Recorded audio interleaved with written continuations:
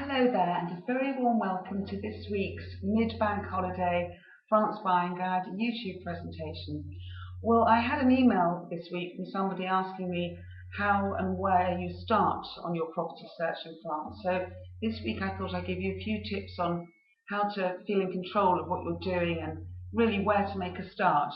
If you're in the early stages of thinking about buying in France but aren't sure where to go, you've certainly come to the right place because we have a wealth of information here on the France Buying Guide website and also in our actual France Buying Guide, details of which you can see here. I have a few tips for you. I would suggest at the very outset making a list. I'm a big fan of list making. Even if you later divert from it or think of other things, it helps you feel as if you're in control at the start. Take advice and ask around. You may have friends or acquaintances who've moved or bought property abroad and who can give you the benefit of their experience. And don't forget also to take independent advice. That's again where we come in. Next, try to define your requirements. Be clear about the reasons why you want to move to France or buy a second home there.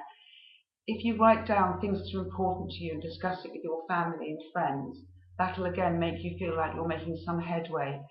Knowledge is a good thing at the very outset.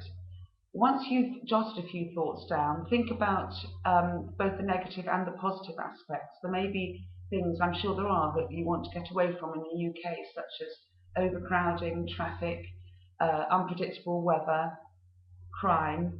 If you take this a stage further, you can convert these reasons into positive ones for living in or spending time in France. If you state things in a positive way, it'll increase your feel-good factor and allow you to build up a real picture of what's important to you. Ask questions from professionals. You can do this even before you meet anybody in France.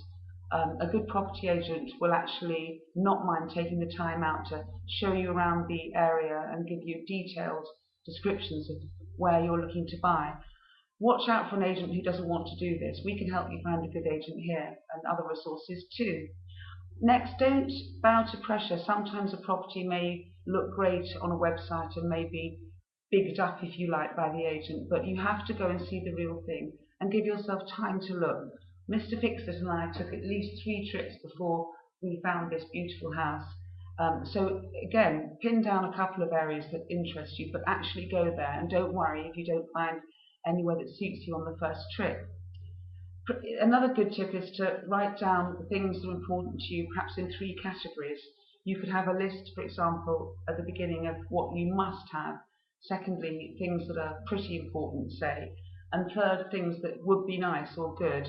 And just weigh up all the pros and cons when you're considering buying in France. Everyone's different. It depends whether you want to go somewhere south where the weather's good, or be closer to England, nearer to a town or village or the ocean.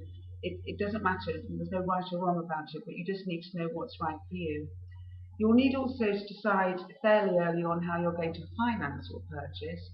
You'll see this week there's an article here that I've just written about various options you have for financing your property buy in France. Following on from this, think about currency exchange.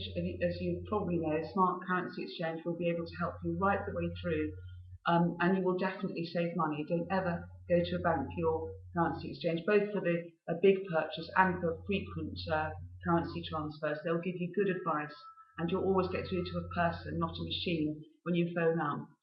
Lastly, try to be objective and give yourself time.